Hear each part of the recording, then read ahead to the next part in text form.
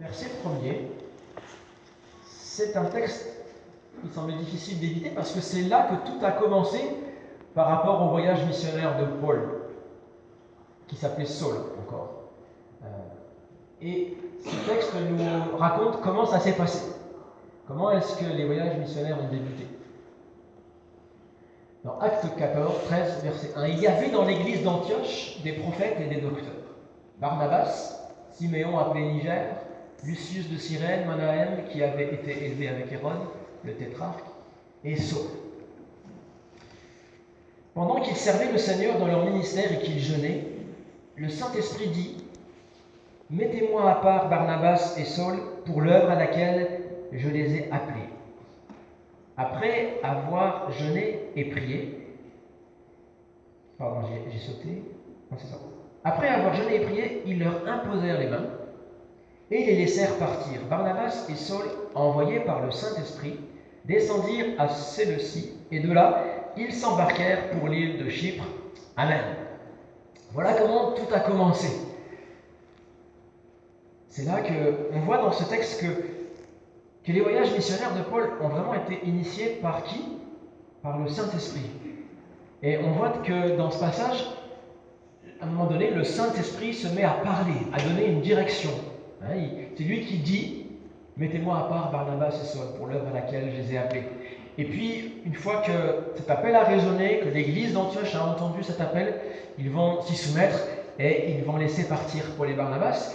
Et on pourrait dire que l'église d'Antioche a envoyé Paul et Barnabas, mais le texte précise que le véritable auteur de l'envoi, c'était pas l'église d'Antioche, mais c'était le Saint-Esprit. Et Paul et Barnabas et Saul, envoyés par le Saint-Esprit. C'est intéressant de souligner cela parce que ça nous montre le rôle du Saint-Esprit ici pour initier des choses, pour lancer un mouvement qui jusqu'à aujourd'hui n'a pas cessé de se poursuivre. Et de la même manière qu'ils ont été envoyés, nous sommes appelés aussi à être envoyés dans cette région pour faire connaître le message de Christ. Mais ce que je voudrais souligner aussi dans ce passage, c'est que comment le Saint-Esprit a pu exprimer cette direction et avoir cette initiative. Parce que le contexte dans lequel cette direction s'est manifestée, je dirais, est super important, tout autant que la direction que le Saint-Esprit va pouvoir donner. Et ce que je remarque dans ce contexte, vous l'avez lu avec moi, c'est que cette direction n'est pas tombée du ciel comme ça, dans un contexte anodin, mais qu'est-ce qui se passait? Ils étaient là, tous ensemble, focusés sur le Seigneur Jésus. On l'a lu, ils étaient dans l'église, et Saul était là, parmi tous les frères qui étaient là, et ils servaient ensemble le Seigneur dans leur ministère. Et ça, c'est un contexte parfois qu'on oublie, c'est que la conduite du Saint-Esprit, elle ne se fait pas comme ça de manière anodine ou aléatoire, mais il y a un contexte qui permet aussi au Saint-Esprit de nous diriger. Et ici, on voit que ce contexte, c'est qu'ils étaient centrés sur le Seigneur Jésus. Et qu'est-ce qu'ils faisaient? Ils étaient en train de servir le Seigneur, nous dit le texte. Dans d'autres traductions, on voit qu'ils étaient en train de célébrer le Seigneur, ils adoraient le Seigneur Jésus, comme on l'a fait ce matin. Et ils étaient là, dans ce temps de mise à part, centrés vraiment sur le Seigneur. Est-ce qu'ils priaient pour une direction? Je ne sais pas, ce n'est pas explicitement écrit. Mais en tout cas, leur regard était sur le Seigneur Jésus. Et c'est quelque chose d'essentiel si nous voulons réaliser que le Saint-Esprit veut nous conduire. Nous avons besoin d'être dans la présence du Seigneur. Ils étaient là, et c'était qui? Non seulement c'était ce qu'ils faisaient, mais le texte nous dit qu'il y avait des noms. Il y a des noms qui apparaissent. Il y a Barnabas, Siméon, Lucius, Manahem, et puis Saul qui sont là. Et chacun de ces noms a l'importance parce que ce n'est pas n'importe qui est là. Non pas que c'était des hommes meilleurs que les autres, mais ces noms qui sont cités sont tous des personnes qui ont fait une expérience avec le Seigneur Jésus, qui un jour ont été marqués dans leur identité, qui ont été marqués dans leur expérience et qui sont aujourd'hui, où ça? Dans l'Église. Ce sont des hommes qui ont été impactés par le Seigneur Jésus et qui aujourd'hui le servent, qui sont tournés vers le Seigneur. Et c'est ça que je voudrais souligner ce matin, c'est que c'était des disciples, c'était des enfants de Dieu, c'était des membres de l'Église, que le Saint-Esprit a appelé, a conduit parce qu'ils avaient des oreilles pour entendre la voix du Saint-Esprit. Ils avaient un cœur tourné vers le Seigneur, soumis à lui, pour pouvoir être dirigés par lui. Et c'est pour ça que je dis que être conduit par le Saint-Esprit, c'est avant tout une question d'identité. C'est pour ça qu'il est écrit aussi dans l'Écriture, tous ceux qui sont conduits par l'Esprit de Dieu sont fils de Dieu. Amen. Et c'est quelque chose d'essentiel, parce que avant d'être un serviteur sensible à la voix du Saint-Esprit, Saul a dû devenir un enfant de Dieu, un fils de Dieu. Il a fallu que son identité soit touchée. Il a fallu que son cœur, je pourrais dire ça comme ça, soit touché avant que ses pas commencent à marcher dans la direction que Dieu voulait pour lui. Et c'est exactement ce qui s'est passé pour Saul. Il est devenu un fils de Dieu avant d'être un serviteur. On le voit dans le livre des Actes au chapitre 9, comment Paul, dans son identité, change du persécuteur qu'il était au serviteur. Et quand on voit dans Acte 9, je vais vous lire un petit morceau de cet épisode de sa vie. C'est lui-même qui le raconte, puis c'est une expérience qui a marqué tellement sa vie, parce elle est racontée 3 fois dans le livre des Actes. Mais là, en chapitre 9, il est dit « Comme il était en chemin, qu'il s'approchait de Damas, tout à coup, une lumière venant du ciel resplendit sur lui, autour de lui. Saul tomba par terre, il entendit une voix qui lui disait « Saul, Saul, pourquoi me persécutes-tu » Et puis Saul va dire « Mais qui es-tu, Seigneur ?» « Je suis Jésus que tu persécutes. » Et Jésus de lui dire « Il te serait dur de regimber contre les aiguillons. » Alors, qu'est-ce qui se passe dans le cœur de Saul ce jour-là? Il y a une reconversion. Et on pourrait dire la conversion, c'est aussi une reconversion de toute notre vie. Vous savez, il y a des reconversions professionnelles dans la vie, on était dans une direction, puis on change de direction. Mais la conversion avec le Seigneur, c'est une reconversion d'identité. Persécuteur, tout d'un coup, Saul devient un serviteur. Et quelle est sa prière? Seigneur, que veux-tu que je fasse? Voilà la prière que nous devons rappeler à notre cœur ce matin. Ce n'est pas juste la question de savoir si un jour nous l'avons faite, en 1983, ou je ne sais pas quelle est la date de votre conversion, mais est-ce qu'aujourd'hui cette prière m'habite? Est-ce que mon identité est en Christ? Est-ce que je suis un serviteur? Et puis on voit même que Saul va devenir, de l'ennemi qu'il était, il va devenir un frère. Et dans ce passage que je viens de citer, on voit que Anania va venir vers lui, envoyé par le Saint-Esprit, justement, conduit par lui vers Saul. Et là, il va lui dire, Saul, mon frère. C'est tellement beau d'entendre cela, parce que qui était Saul juste avant? Eh bien, il était celui qui cherchait à détruire, qui respirait la menace, le meurtre contre les disciples du Seigneur. Et lui qui était un ennemi des chrétiens, tout d'un coup, se fait entendre dire, Saul, mon frère. Ça, c'est le miracle de l'œuvre de Jésus-Christ dans notre vie. Il transforme notre identité. Il nous donne l'ADN du Père Céleste. Il nous fait devenir enfants de Dieu. Nous tous qui avons reçu le Seigneur Jésus, l'Écriture nous dit qu'il nous a donné le pouvoir de devenir enfants de Dieu. Et si quelqu'un n'est pas encore l'enfant de Dieu, alors c'est le moment de venir à lui, parce que Dieu nous appelle à devenir, à être ses enfants en Jésus-Christ. Et il a accompli tout ce qui était nécessaire pour que nous puissions devenir son enfant. Donc, nous avons ici l'exemple de Saul.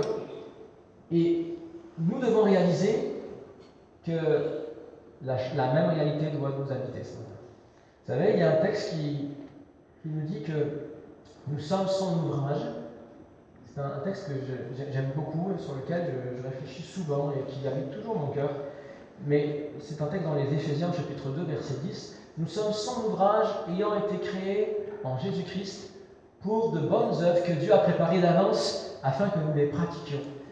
Et je ne sais pas ce que ça vous fait de lire ce passage, de penser juste un instant, arrêtez-vous à ça juste, que Dieu, depuis toute éternité, a déjà préparé d'avance pour nous des œuvres pour qu'on puisse les pratiquer. Et c'est quelque chose qui m'a saisi dans ma jeunesse en me disant, mais Seigneur, si tu les as préparés d'avance, je pense que tu veux me les révéler et que tu ne vas pas me les cacher, mais que tu vas me les montrer. Alors moi, je veux entrer dans ces plans, je veux entrer vers ces œuvres. Et puis, ce que je réalise de plus en plus, c'est que c'est important d'être dans cette dynamique-là de prière, mais la priorité, c'est quoi? Avant d'aller vers les œuvres, c'est qu'il est question d'être un ouvrage. Vous voyez? Il y a l'œuvre que Dieu est en train de faire en nous, et nous sommes l'ouvrage que Dieu est en train d'accomplir. Et puis il y a les œuvres vers lesquelles Dieu nous envoie, nous donne d'accomplir. En fait, il y a l'être, nous sommes son ouvrage, en Jésus-Christ. Ça, c'est notre identité, c'est notre position en lui, c'est ce que Dieu fait à l'intérieur de nos cœurs, nous transforme, nous reconvertit, bouleverse tout ce qui est en nous. Ça, c'est ça l'ouvrage que Dieu fait, et il ne cesse pas d'agir, il ne cesse pas de travailler pour que cet ouvrage puisse prendre forme, puisse manifester aussi toute son efficacité. Et puis ensuite, de cet être vient le faire. Et là, c'est ainsi que le Seigneur travaille dans notre cœur, dans notre vie. Alors, la question que je me pose ce matin à travers cette réalité, c'est qui est Jésus pour moi? Parce qu'on parle d'identité. Vous avez vu dans la rencontre de Saul avec le Seigneur Jésus, il y avait des questions d'identité. Mais qui es-tu, Seigneur? Et la question se pose pour moi ce matin et pour chacun de nous. Qui es-tu, Seigneur, pour moi? Est-ce que tu es un personnage biblique inspirant? Ou es-tu le Seigneur de ma vie? Est-ce que c'est toi qui as les rênes de ma vie? Est-ce que c'est toi qui me dirige? Est-ce que c'est toi qui est le centre, qui est mon focus? Là, on a des chants qui expriment plus centrés sur Jésus. Et c'est quelque chose que nous avons besoin de vivre plus que de chanter. Mais dans le concret de la vie, est-ce que le Seigneur Jésus est vraiment le Seigneur de ma vie? Ou est-ce que c'est un titre comme ça que je connais parce que c'est écrit quelque part? Et ça, c'est la question que Saint-Esprit dépose à chacun de nos cœurs. Ce matin, c'est le moment de revenir pour nous recentrer sur Jésus et faire véritablement de lui celui qui va diriger notre vie. Parce que le Saint-Esprit ne peut pas diriger une vie qui n'est pas soumise au Seigneur Jésus. Ceux qui sont conduits par l'Esprit de Dieu sont enfants de Dieu. Et la question qu'on pourrait aussi se poser, c'est non seulement qui est Jésus pour moi, mais qui suis-je pour Jésus? Qui suis-je pour Jésus? Avant que Saul soumette sa vie à Jésus, qui était Saul pour Jésus? Jésus lui dit, mais pourquoi me persécutes-tu? Saul était pour Jésus le persécuteur, son persécuteur même. En fait, Jésus s'identifiait tellement aux siens, à ses disciples, que Paul était en train de persécuter les chrétiens et c'était Jésus qui le persécutait. Et il dit aussi qu'il te serait dur de regimber, de résister, de vouloir toujours être contre la volonté dans ta vie. Et la question que Jésus pourrait nous poser ce matin, c'est David, est-ce que tu es en train de regimber, de résister contre moi, ou est-ce que tu es prosterné devant moi en disant Seigneur, que veux-tu que je fasse?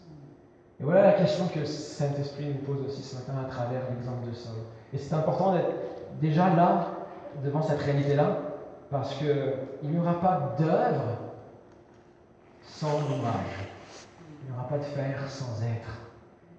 Et ce texte aussi, je méditais là-dessus cette semaine, c'est que le mot pour ouvrage, c'est en grec poémia. Et on entend la racine du mot poème. Je me suis dit, tiens, c'est intéressant. Pourquoi ce mot-là, poème? Et puis c'est une image qui a travaillé mon esprit. Puis, du coup, j'ai voulu un petit peu rechercher un petit peu plus cette idée de poème. À quoi ça peut servir un poème? Alors, j'ai pas fait d'études littéraires, mais j'ai regardé des capsules vidéo qui m'ont résumé la question des fonctions poétiques.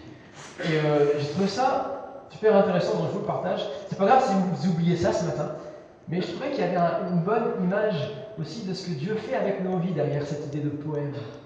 Parce que les fonctions de la poésie, la prof que j'ai consultée sur Internet, disait il y a un moyen de se rappeler, c'est dire. D-I-R-E. D pour dénoncer. Il y a des poèmes qui dénoncent, des poètes engagés quelque part dans leur écrit. Un I pour inventer, qui crée juste de la beauté, de la pureté. On lit des poèmes qui sont waouh, qui inspirent. Hein. Il y a le I d'inventer et le R de révéler. C'est des poèmes, quand on les lit, ça nous ouvre des lumières. Le but de ces poètes-là, c'est plus de déchiffrer le monde qui les entoure, de décrire des réalités, de guider aussi l'humanité. Et puis le E, c'est exprimer. C'est la fonction principale, c'est exprimer des émotions, exprimer le cœur, des poèmes d'amour, des poèmes nostalgiques, mélancoliques. Vous avez toutes sortes de poèmes, mais derrière le poème, ce qui nous touche, c'est aussi le cœur qui est transmis, les émotions qui nous touchent, qui sont exprimées. Et j'aimerais dire que ces quatre fonctions-là, c'est des belles images aussi de ce que nous sommes appelés à être. Nous sommes le poème de Dieu. D'ailleurs, il y a un texte qui dit que nous sommes des lettres vivantes écrites par le Seigneur. Et dans ce monde, nous sommes comme le poème que Dieu utilise pour toucher les cœurs, pour exprimer le cœur de Dieu, exprimer les émotions de son amour, exprimer les émotions de sa pitié, de sa miséricorde, de sa patience, exprimer aussi les émotions de l'humanité. Et Christ les a vécues, il est venu en tant qu'homme, il les a vécues. Et nous sommes appelés aussi à avoir cette dimension de cœur de Dieu. Nous sommes venus aussi nous sommes appelés à dénoncer, et d'ailleurs c'est dénoncer et célébrer, c'est les deux aspects. Nous sommes appelés ici-bas à dénoncer l'injustice, à devoir lutter contre l'injustice dans ce monde, à pouvoir aussi célébrer la grâce de Dieu, à pouvoir célébrer les bonnes choses que Dieu veut accomplir. Nous sommes appelés aussi à créer quelque part de la beauté, de la pureté. On est chacun un témoignage d'une nouvelle création que Dieu est en train de faire. Et c'est un hommage qu'on rend au Seigneur. Alors voilà, j'ai ces idées-là dans votre cœur, mais je remarque une chose, c'est qu'avant que des lettres de l'alphabet deviennent un poème, il y a quand même du travail. Si demain vous prenez, je ne sais pas si vous êtes poète, mais c'est pas donné à tout le monde d'écrire un poème.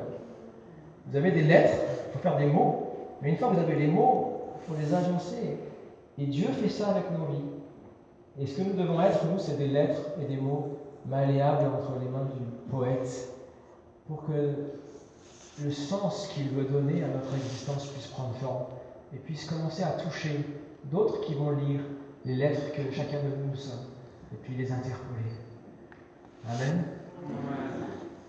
Alors Seigneur, toi le grand poète, je ne sais pas quelle est la fonction que tu veux dans notre vie, si c'est plutôt d'énoncer, célébrer, créer, quoi, peu importe, mais vas-y, écris l'histoire.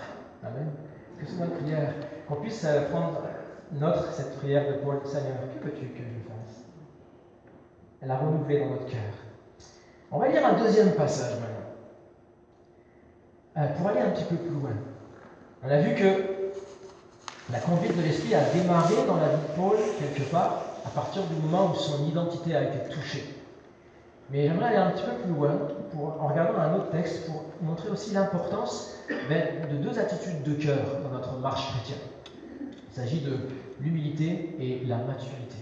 Et on va lire dans Actes au chapitre 16, au verset 6 à 10. C'est 4 petits versets qui sont assez descriptifs. Apparemment, il ne se passe pas grand-chose, mais en fait, il y a beaucoup d'actions finalement. Et c'est là-dessus que j'aimerais méditer parce que c'est très instructif, vraiment, c'est très intéressant. C'est un passage des voyages de Paul qui m'a toujours interpellé. Alors on le lit ensemble. Là, Paul est rendu dans son deuxième voyage missionnaire. Donc il a quelques expériences.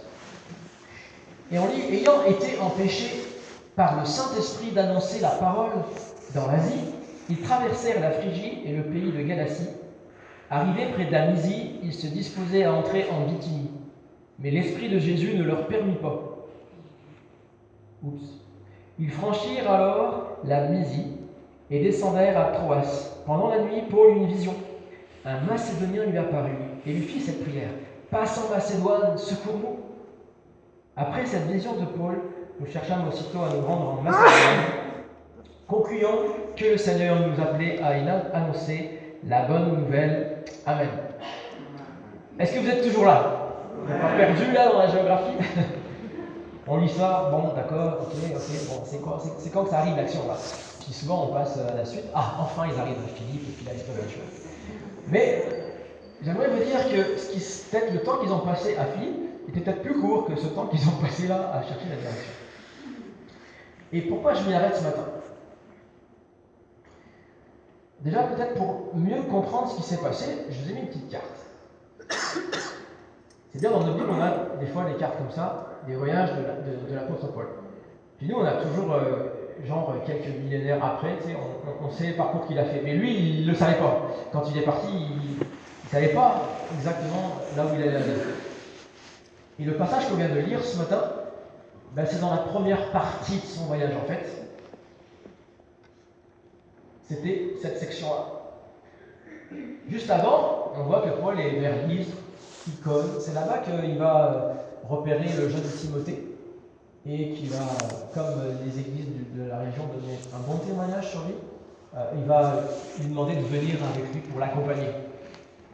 Et Et c'est donc Timothée va être le témoin de ce qui se passe ensuite. Et donc ils viennent à ce moment-là de l'Est, là, et ils vont monter. Donc ils veulent aller à l'Ouest, vers l'Asie, on a lu, mais là, qu'est-ce qui se passe? Ils sont empêchés par le Saint-Esprit. Ok. Ensuite, le texte nous dit qu'ils montent au nord, vers la Phrygie. Donc vous avez la flèche là. Et puis ensuite, il est dit qu'ils veulent aller encore plus au nord, en Bithynie. Mais là, qu'est-ce qui se passe? L'Esprit de Jésus ne leur permet pas. Donc, finalement, ils vont où? À l'ouest. Bon, il ne restait plus beaucoup de solutions. Donc ils vont à l'ouest et ils descendent jusqu'à Troas. Et c'est là-bas, à Troas, au bout là, que Paul a une vision. Et là, ils comprennent, il faut qu'on aille en Macédoine. Ça, c'est pour vous refaire un petit peu l'histoire avec des petites images. Mais ça aide un petit peu à se projeter dans ce qu'ils ont vécu. Et n'oubliez pas, ils n'étaient pas en voiture, il n'y avait pas d'avion, c'était transport rudimentaire. Je n'ai pas d'estimation sur combien de temps ça leur a pris tout ça, mais on peut imaginer que ça leur a pris quand même un peu beaucoup de temps. Et moi, ça me parle beaucoup, ça. Parce que quand on parle de conduite de l'esprit, des fois, on a l'impression, ceux qui en parlent, de sentir que c'est comme des extraterrestres. Vous savez, ils se lèvent le matin. Et là, le Seigneur leur a révélé les 37 prochaines années de leur vie. Donc, ils savent exactement ce qu'ils vont faire. Mais quand je regarde la Paul, je me dis, wow, lui, il n'était pas encore rendu à ce niveau-là. Et ce qui me parle, c'est que la conduite du Saint-Esprit, c'est une conduite dans l'humilité. Parce qu'on se rend compte que même le grand Paul, malgré l'expérience qu'il avait à ce moment-là déjà, deuxième voyage missionnaire, mais il n'avait pas une connaissance exacte du chemin à prendre. Mais ce qu'on sait, c'est qu'il marchait.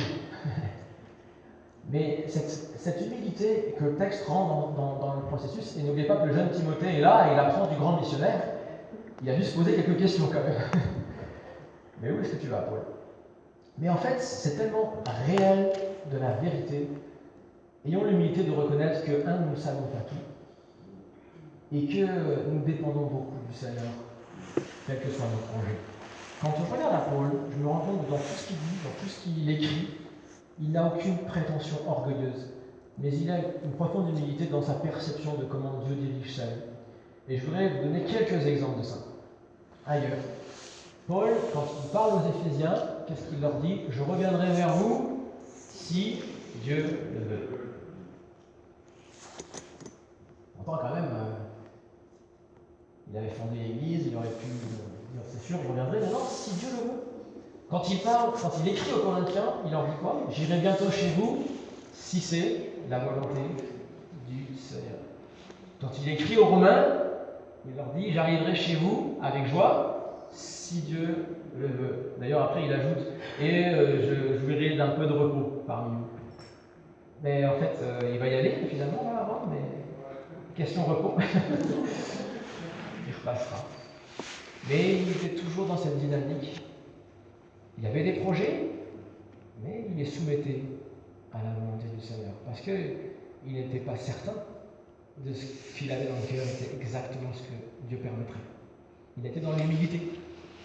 Et un dernier exemple, quand il réunit les anciens d'Éphèse, c'est un petit peu le discours de Dieu, de Paul, il leur dit « Je vais à Jérusalem, ne sachant pas ce qu'il m'arrivera. Seulement, de ville en ville, l'Esprit Saint m'avertit que des liens et des tribulations m'attendent. » Donc Paul témoigne que le Saint-Esprit le conduit, et comme il met des petites lumières de ce qui va se passer, mais il avoue humblement, je ne sais pas ce qui va se passer exactement. Je sais que ça ne va pas être de tout repos, mais il ne savait pas exactement. Et j'ai envie de dire, heureusement pour lui qu'il ne savait pas. Parce que parfois la part d'ignorance nous préserve. Hein. Parce que si on regarde la suite, on se rend compte, oula, si tu avais su. Mais il n'était pas non plus surpris par ce qui s'est passé, parce que le Saint-Esprit déjà commençait à préparer son cœur. Mais Paul marchait humblement. Et pourquoi je souligne ça ce matin? C'est parce que quand on parle de la conduite du Saint-Esprit, nous devons faire attention, nous, au piège de l'orgueil, au piège de la prétention, au piège de l'arrogance spirituelle. Souvent, on peut le dire, et ce n'est pas forcément grave, Mais on a facilement cette expression à la bouche, Dieu m'a dit, ou le Saint-Esprit m'a montré, et peut-être c'est le cas, et ça se respecte. Mais je remarque que Paul disait plus, si Dieu le veut, que Dieu m'a montré. Parce que nous ne sommes que des hommes, et le texte de l'Écriture nous dit que autant nos pensées, autant les cieux et la terre, autant les cieux sont élevés, je vais y arriver, au-dessus de la terre, autant mes pensées ne sont pas vos pensées, et vos voix ne sont pas mes voix, dit le Seigneur. Alors nous pouvons nous tromper, et nous nous trompons. Mais si nous ne sommes pas assez humbles pour le reconnaître, alors on peut aller loin dans l'orgueil. Je vais vous raconter une petite histoire. Quand on était en responsabilité de jeunesse, un jour il y a un jeune, je vous passe le détail, je vais faire court, mais disons qu'il était fiancé. Voilà. Et puis il a peut-être eu une parole un petit peu trop rapide à un moment donné, en disant « Dieu m'a montré que c'était elle ». Okay. Bon, il était certainement convaincu dans ce cas, mais c'est ce qu'il a dit. Et puis, quelques mois plus tard, il n'était plus avec elle, mais engagé dans une autre relation de fiançailles.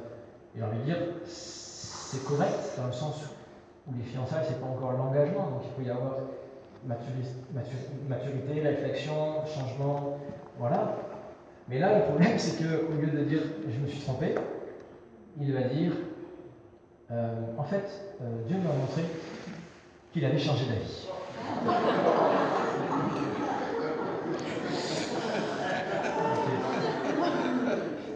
Une erreur de jeunesse, c'est pas grave. Mais c'est quand même grave si, rendu adulte, on continue à être tellement orgueilleux pour reconnaître que finalement, c'était pas Dieu qui avait dit ou quoi, mais c'était juste nous qui avons pensé que, et de dire, pardon, j'ai peut-être parlé trop vite, c'est moi, c'est mes plans, c'est... Voilà. Et ça, c'est quelque chose qu'on peut trouver des fois dans l'Église aussi.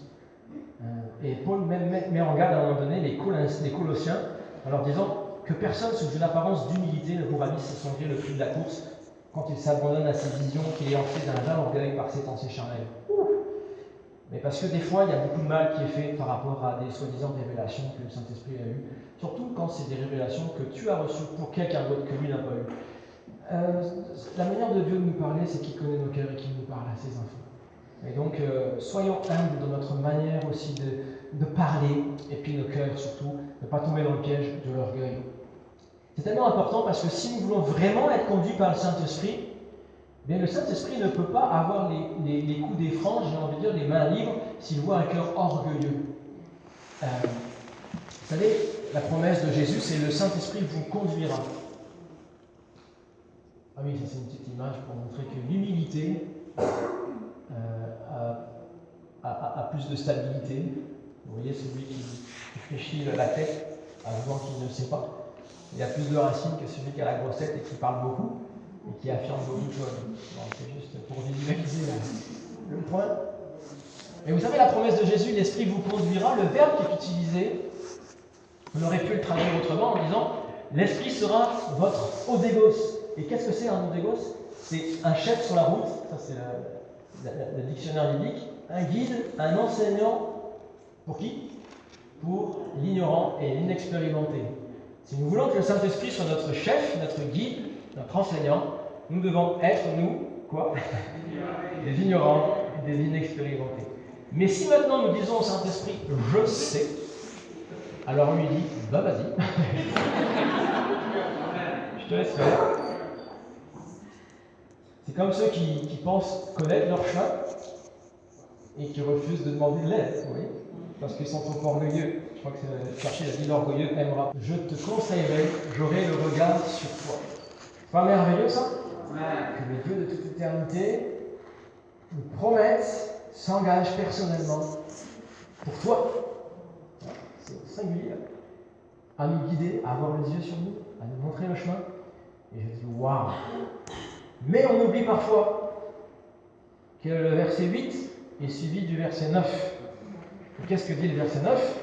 Il nous dit « Ne sois pas aussi stupide que le cheval ou le mulet, dont il faut maîtriser les élans avec un mors et une bride. » Vous avez déjà essayé de diriger un âne buté qui refuse d'être dirigé? Alors le Seigneur, avec beaucoup d'humour dans ce passage, nous dit, moi je suis prêt à te diriger, à te conduire, à te montrer le chemin. Mais toi, est-ce que tu veux te laisser faire? Ou est-ce qu'il va falloir que je te tire avec une corde, que je te mette un mort pour te freiner? Est-ce que tu veux pas? Et ça, c'est une image de ce que le Seigneur nous dit aussi à travers Paul, à travers son humilité. Est-ce que notre cœur est assez docile, humble, pour nous laisser fléchir? Ou est-ce que nous campons sur nos positions? Et dans ce cas-là, ça va être difficile pour le Saint-Esprit de nous conduire, à moins de nous forcer, de nous contraindre, mais ce n'est pas dans sa nature.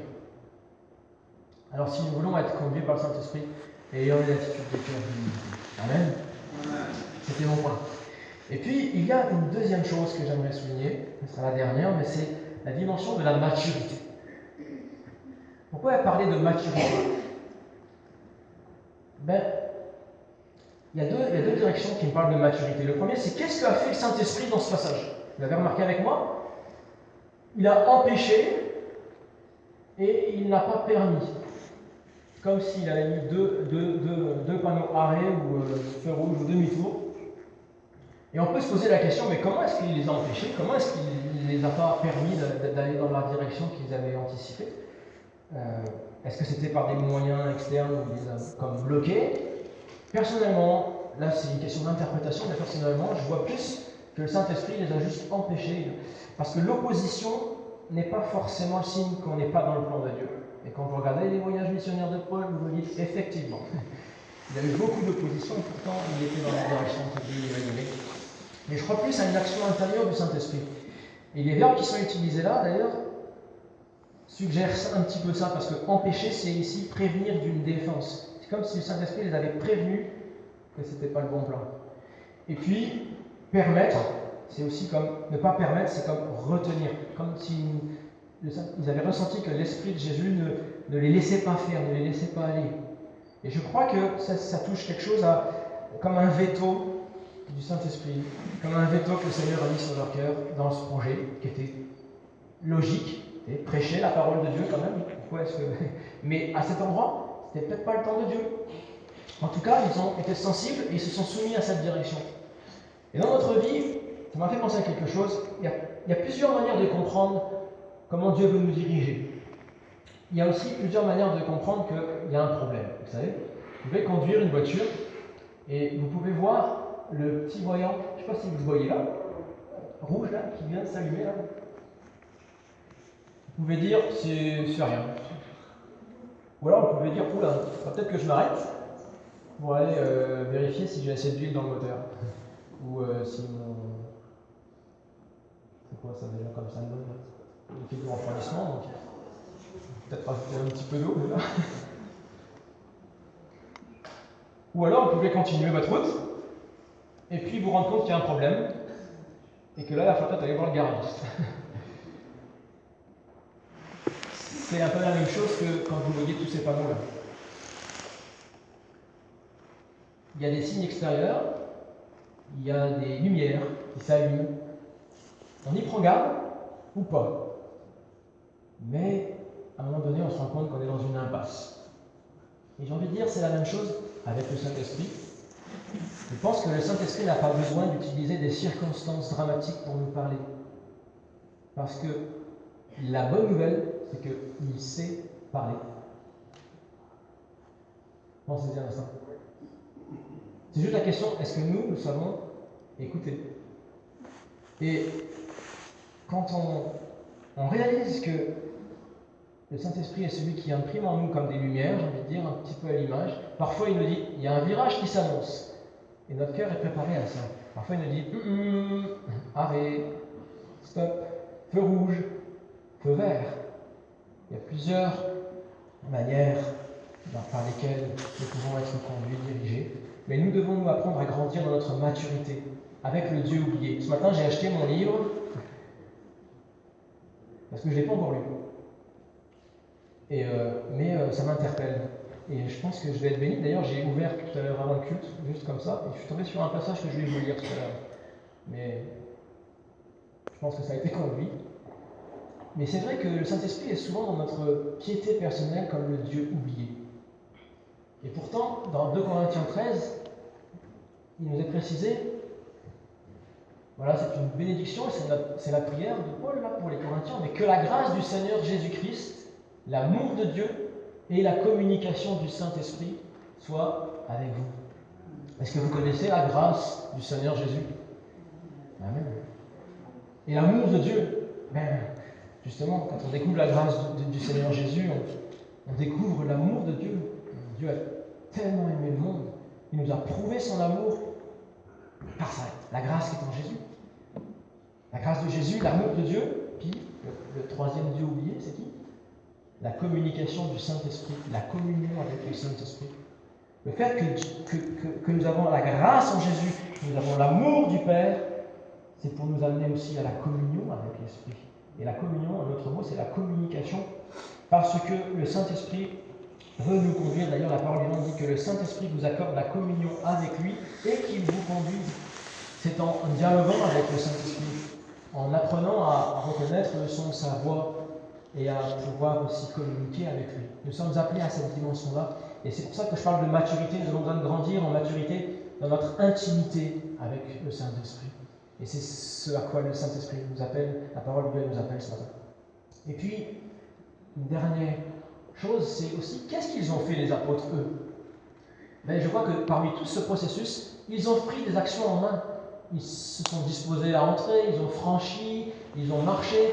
Et quand ils ont eu la révélation de la direction de la Macédoine, ils ont quand même réfléchi à cela pour conclure. Donc, c'est pour dire que nous ne sommes pas appelés à être des robots avec le Saint-Esprit, mais nous avons notre part de responsabilité. Nous ne sommes pas des marionnettes dans les mains du Saint-Esprit. Dieu nous a donné une bouche, un cerveau, des pieds, des mains, de la créativité, des talents, des capacités, et nous devons exploiter tout ce qu'il nous a donné. L'apôtre Paul s'est mis en mouvement. Le Seigneur Jésus l'avait appelé à apporter le témoignage de son nom partout, et il n'a pas attendu, il s'est mis en action. Et le Saint-Esprit, voyons Paul qui marchait, l'a dirigé. Nous ne pouvons pas faire l'œuvre du Saint-Esprit, mais le Saint-Esprit ne peut pas faire la nôtre. On est comme partenaire. Donc nous avons la responsabilité aussi d'avancer, de ne pas utiliser le Saint-Esprit comme un GPS en aveugle. Hop, et maintenant je ne réfléchis plus, je conduis. Ça peut être dangereux. Le Saint-Esprit n'est pas un GPS. Bien sûr, il nous guide, il nous dirige, mais il communique avec nous. Et c'est un peu un copilote, si j'ai envie de dire. Le paraclète, c'est celui qui est avec nous. Il ne nous pique pas le volant. Il nous dirige, il nous conduit, mais il nous laisse conduire. Nous sommes appelés à conduire. Amen. Nous avons notre part à faire. Alors, pour conclure, j'aimerais ne pas terminer ce message sans considérer la fin du périple de Paul. Vous savez, lorsqu'il est à Troas, que là, finalement, il reçoit une direction du Seigneur, que là, ils comprennent que c'est pour la Macédoine qu'ils doivent aller, eh bien, quand vous regardez le plan, vous vous rendez compte qu'il n'y avait pas de meilleur endroit que Troas pour se rendre en Macédoine, parce que là, il y avait un port, ils ont pu prendre le bateau et puis traverser pour aller juste en face, en Macédoine. Vous savez, il y a des moments dans la vie, on ne comprend pas toujours la direction que le Seigneur nous fait prendre, mais il y a des moments dans la vie où on est comme à Troas, et là, on se retourne en arrière, et on se dit, mais Seigneur, là tu nous avais empêchés, là tu nous avais aussi empêchés, il y a eu des feux rouges, maintenant c'est un feu vert, mais c'est merveilleux parce que pendant tout ce temps où on n'était pas certain de la direction à prendre, toi tu as veillé sur nous, tu nous as conduits, et toute chose qu'on pourra à notre bien, parce que là où maintenant on a une direction, on est au bon endroit pour pouvoir prendre le bateau et traverser juste en face. Et je crois que ça c'est à la gloire de Dieu. Dieu se glorifie en nous conduisant. Et nous devons marcher. Alors ce matin, ma question c'est où est-ce qu'on en est rendu nous dans notre voyage? Est-ce qu'on est dans des portes fermées? Est-ce qu'on est dans des portes ouvertes? Ça veut dire, si nous sommes en marche avec le Seigneur, peu importe, mais bénissons le Seigneur pour sa fidélité. Bénissons le Seigneur parce qu'il dirige nos vies, nous conduit. Et ce matin, je voudrais encourager ceux qui sont en marche et qui peut-être peuvent être découragés en se demandant, mais quel est le sens? Quel est le sens du poème? Quel est le sens de toute cette œuvre que Dieu a accomplie dans ma vie? Peut-être tu ne le vois pas, mais crois et confiance dans ce que le Seigneur fait. Parce qu'un jour, tu te retourneras aussi, et puis tu te diras, ok, tout cela me menait à pouvoir juste de grande gloire. C'était pas par mon intelligence, ma force, mais c'était vraiment par ton esprit, Seigneur. Et ça, c'est quelque chose qui rend gloire au Seigneur. Et la question aussi ce matin, c'est est-ce que Est-ce que nous sommes vraiment en marche ou est-ce que nous sommes encore chevauchant notre monture sur le chemin de Tars à Damas en dirigeant notre vie par nous-mêmes? On n'est même plus préoccupé par savoir si le Saint-Esprit nous conduit ou pas parce que c'est nous qui sommes les maîtres en fait. Peut-être qu'on a eu une date de conversion, peut-être qu'on a un jour fait cette prière. Seigneur, que veux-tu que je fasse? Mais est-ce qu'elle est vivante en nous aujourd'hui encore? Peut-être tout simplement on a besoin de reprendre la marche. Peut-être qu'on a simplement besoin ce matin de revenir vers le Seigneur à ses pieds puis de lui dire Seigneur, me voici. Pardon parce que tu n'es plus mon focus. Pardon parce que c'est plus le Saint-Esprit qui me guide, mais c'est ma propre idée. Alors, je reviens à toi et je veux te faire cette prière. Seigneur, que veux-tu que je fasse? Je vous inviterai à avoir cette réponse ce matin. Je vous inviterai à pouvoir dire au Seigneur, me voici, conduis-moi Seigneur par ton esprit. Jésus soit le berger de ma vie. Je te remercie. Peut-être c'est déjà le cas. Mais si ce matin il y a quelques-uns qui se sentent interpellés, et pendant le temps de louange, alors qu'on a chanté, tu ramènes à toi des cœurs, eh bien je pense que cette parole a résonné dans mon cœur, peut-être pour quelqu'un, plusieurs personnes peut-être, qui ont besoin de ramener leur cœur au Seigneur. Et puis si tu marches avec le Seigneur, j'ai envie de te dire la même prière pour les deux, mais renouvelle ce matin. Conduis-moi, Seigneur. Amen. Alors, je vous inviterai à prendre ce chant pour terminer, puis à faire note cette prière. À pouvoir dire au Seigneur, conduis-moi, Jésus. Vous avez promis de lire un petit extrait là? Je lis, c'est à la page 98. Parce que l'auteur a écrit « Bon nombre d'entre nous doivent laisser tomber l'idée de connaître la volonté de Dieu pour leur vie. Dieu s'intéresse davantage à voir comment nous réagissons aujourd'hui, à l'instant même, lorsque son esprit nous conduit, que de savoir ce que nous comptons faire l'année prochaine. En fait, les décisions que nous prendrons l'année prochaine seront profondément affectées par notre degré de soumission à l'esprit maintenant, dans nos décisions aujourd'hui. Il est facile de se servir de l'expression « la volonté de Dieu pour ma vie » comme d'une excuse à l'inaction, voire à la désobéissance. Réfléchir à la volonté de Dieu pour votre avenir est bien moins exigeant que de lui demander ce qu'il veut que vous fassiez ces 10 prochaines minutes. Le suivre un de ces jours comprend moins de risques que de le suivre aujourd'hui. Amen. Alors vivons pleinement ces moments, ces minutes qui sont là, cet aujourd'hui qui est là devant nous, pour répondre à la parole de Dieu ce matin. Et si votre désir est de dire oui Seigneur, je vous invite à vous lever à votre place et à prendre ensemble ce chant en demandant la conduite du Saint-Esprit dans votre vie. Seigneur Jésus, merci pour ta parole. Merci pour ces exemples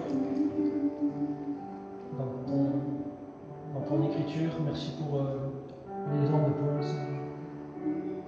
Nous voulons suivre, Seigneur, l'invitation de ta parole ce matin pour nous approcher de toi en réalisant que c'est notre position en toi, Seigneur, que tu veux renouveler. Nous voulons dire, Seigneur, me voici. Que veux-tu que je fasse? Conduis-nous, Seigneur, sur ce chemin. Nous dépendons de toi, Seigneur. Nous voulons marcher dans l'humilité, être docile entre tes mains, être sensible à ta voix, être sensible, Seigneur, à tes directions. Nous voulons nous soumettre à ta volonté, Seigneur. Nous voici, Seigneur, ensemble. Nous voulons être cet ouvrage, Seigneur. Et nous voulons aussi aller vers les œuvres que tu as préparées d'avance afin que nous les pratiquions. Et ce matin, nous voici pour être devant toi des serviteurs et non pour faire le serviteur.